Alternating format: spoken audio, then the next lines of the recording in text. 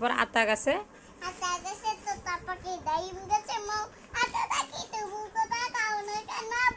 তারপর আম পাতা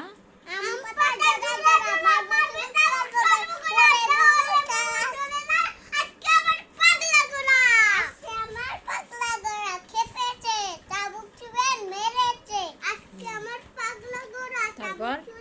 মৌমাছি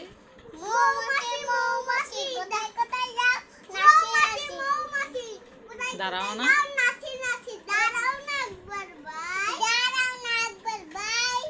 ওই ফুল